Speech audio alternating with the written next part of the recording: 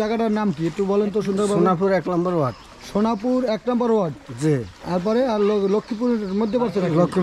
রামগঞ্জের মধ্যে লক্ষ্মীপুরের ভিতরে পড়ছে। আপনারা এই সাইডটার ভিতরে ঢোকার চেষ্টা করবেন। সব করে বলতে হয় না যে এখন রামগঞ্জ, লক্ষ্মীপুর, রামগঞ্জে পানি এখনো কিন্তু সোনাপুরে এখনো পানি কমে না। এই যে আমরা এখনো রাস্তার ভিতরে পানি দিয়ে হাঁটতে আছি, আর এদিকে কিন্তু ট্রেন আসে না। এটাই অভিযোগ, সবাই অভিযোগ যে এদিকে ট্রেনগুলো যে আসে সব মানে হাইওয়ে রোড থেকে ফেনীর দিকে বা মানে নোয়াখালীর দিকে যায়, কিন্তু এই ভিতরে রামগঞ্জ, লক্ষ্মীপুর এই ভিতরে কোনো ট্রেনই আসে না। এদিকে এখনও এই যে পানির ভিতরে চলাফেরা করা লাগে, মানে ছয়টি এখনও কোনো মানে ওইভাবে কোনো ব্যবস্থা নেই, এখনও পানি যে এরা ট্রেন পাইতে আসে না। ঠিক আছে, সবাই একটু দয়া করে সবাই ভিতরে ঢোকার চেষ্টা করুন। ট্রেন নিয়ে যে সামনের দিকে মুখের দিকে না দিয়ে একটু সবাই ভিতরে ঢোকার চেষ্টা করুক, যে সবাই যেন পায়, যারা অসহায় বেশি তারা যেন পায়। যারা রাস্তার সামনে অনেক সময় দেখা যায় গাড়ি রাখলে যারা আশেপাশে তারাই পায়, কিন্তু ভিতরে লোক কিন্তু পায় না। ঠিক আছে, যার কারণে সবার কাছে আমার একটাই আবেদন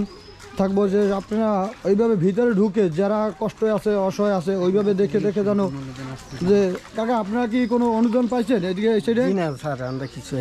এই যে এখানে মানে সবারই একটা অভিযোগ, আমি একটা গাড়ি নিয়ে ঢুকছি কিন্তু এক গাড়িতে আমার কিছুই হইতে আসে না। এখানে আমি মানে তাগো মুখের দিকে দেখা চাইলে আমার নিজেরই এখন মায়া লাগে বা কান্না আসে।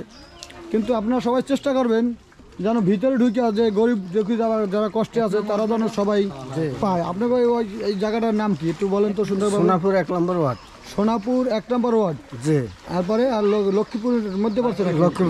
রামগঞ্জের মধ্যে লক্ষ্মীপুরের ভিতরে পড়ছে। আপনারা এই সাইডটার ভিতরে ঢোকার চেষ্টা করবেন সবাই, যে এটা অফ দ্য রোড থেকে এই যে ভিতর দিয়ে ঢুকতে হয়, যার কারণে এই যে এখনও দেখুন এই যে পানি। আমরা এখানে এই এলাকার একটা ভাইয়ের সাথে পরিচয় ছিল, তাই আমরা একটা গাড়ি নিয়ে এখানে আসছিলাম, কিন্তু আইসা দেখি যে আসলে যে এই এলাকার এখনও পরিস্থিতি মানে খুবই ভয়াবহ।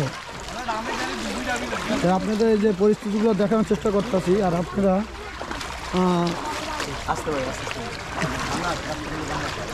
সবাই এবার দেখা যারা পাওয়ার যোগ্য ট্রেনগুলো, যারা পাওয়ার যোগ্য তাদেরকে দেওয়ার চেষ্টা করুন। আমার ভাই ব্রাদার অনেকেই আছেন, ইউটিউবার ভাই ব্রাদার বা যারা এই ট্রেনগুলো বিলাইতে আছেন, ঠিক আছে, সবাই ওইভাবে দেখে একটু কেয়ারফুল হয়ে দেখে যেন সবাই যেন পায়, কেউ যেন কোনো ওইভাবে অভিযোগ থাকে না। ঠিক আছে, আসলে কিন্তু এবছর বন্যায় প্রচুর ট্রেন হয়েছে, কিন্তু আসলে মানুষের ভিতরে সাইডে অভিযোগ যে ট্রেন পাইতে আসে না, দেওয়ার জন্য চেষ্টা করতেছে।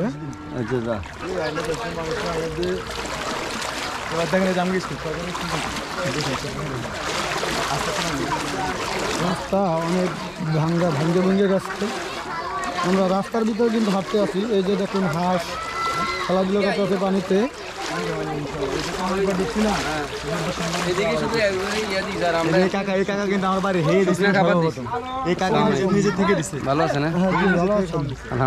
চেষ্টা করতেছি আপনাদের পাওয়ার জন্য, চেষ্টা করতেছি আর এবং চেষ্টা করবো আমরা আরো আসার জন্য। এই প্রথম তো ঢুকলাম এই সাইডে তো ঢোকা হয় না, আর এই সাইডটা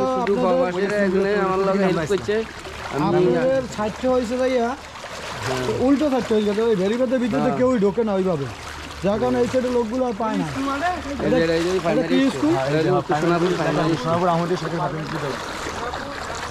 এটা হচ্ছে সোনাপুর আহমদিয়া সরকারি প্রাথমিক বিদ্যালয়। ঠিক আছে, এখানে ওই যে স্কুল মাঠ দেখেন সব পানিতে ডুবে আছে। ঠিক আছে, এদিকে এই যে ঈদগাহ মাঠ সব কিছুই পানিতে ডুবে আছে, পানি এখনো পানি, এদিকে পানি কমে নাই কখনো। ঠিক আছে, সব জায়গায় তো কম বেশি কমেছে, কিন্তু এখানে পানি এখনো কমে নাই।